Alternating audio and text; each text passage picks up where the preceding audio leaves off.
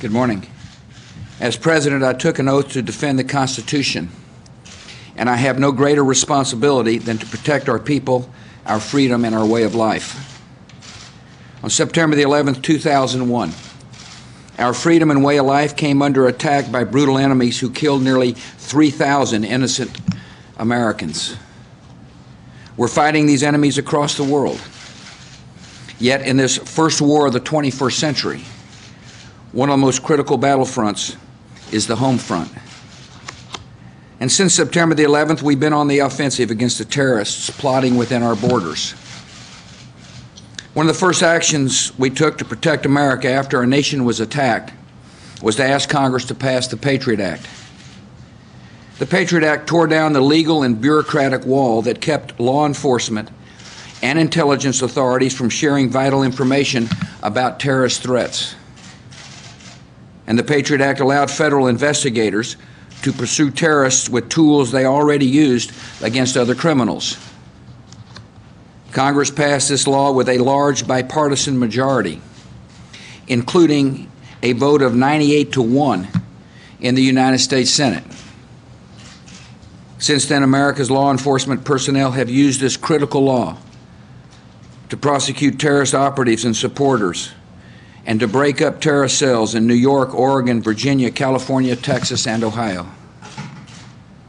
The Patriot Act has accomplished exactly what it was designed to do. It has protected American liberty and saved American lives.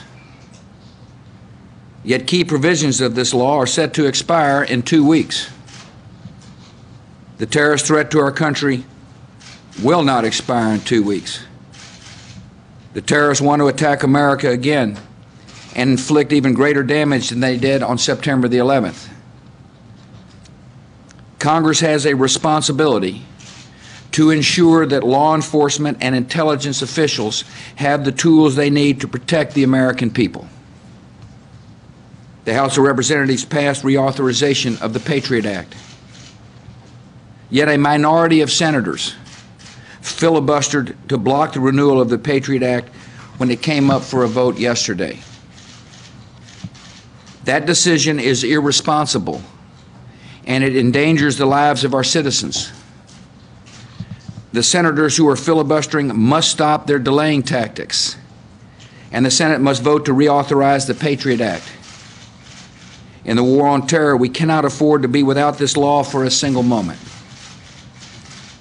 To fight the war on terror, I'm using authority vested in me by Congress, including the joint authorization for use of military force, which passed overwhelmingly in the first week after September the 11th. I'm also using constitutional authority vested in me as Commander-in-Chief. In the weeks following the terrorist attacks on our nation, I authorized the National Security Agency, consistent with U.S. law and the Constitution, to intercept the international communications of people with known links to al-Qaeda and related terrorist organizations. Before we intercept these communications, the government must have information that establishes a clear link to these terrorist networks. This is a highly classified program that is crucial to our national security. Its purpose is to detect and prevent terrorist attacks against the United States, our friends and allies. Yesterday, the existence of this secret program was revealed in media reports after being improperly provided to news organizations. As a result, our enemies have learned information they should not have. And the unauthorized disclosure of this effort damages our national security and puts our citizens at risk. Revealing classified information is illegal, alerts our enemies, and endangers our country. As the 9/11 Commission pointed out, it was clear that terrorists inside the United States were communicating with terrorists abroad before the September the 11th attacks.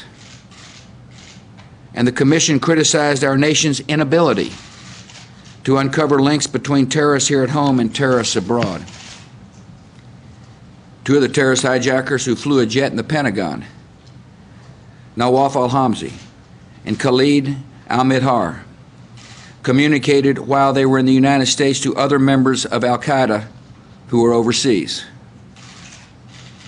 But we didn't know they were here until it was too late. The authorization I gave the National Security Agency after September the 11th helped address that problem in a way that is fully consistent with my constitutional responsibilities and authorities.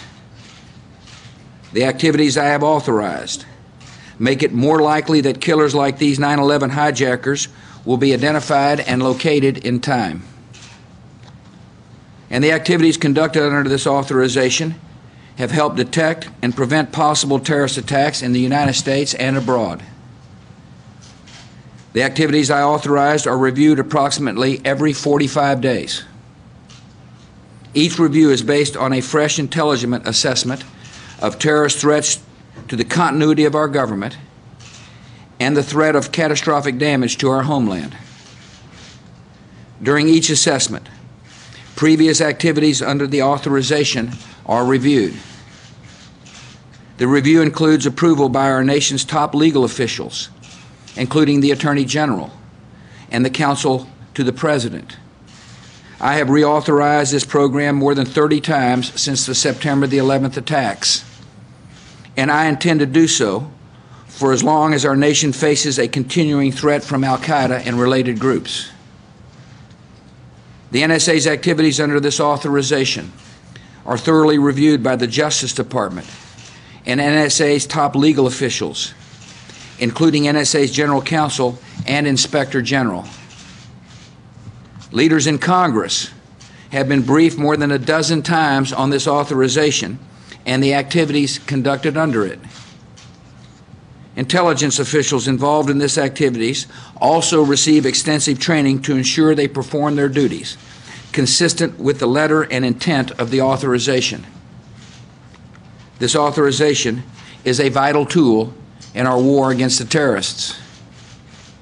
It is critical to saving American lives.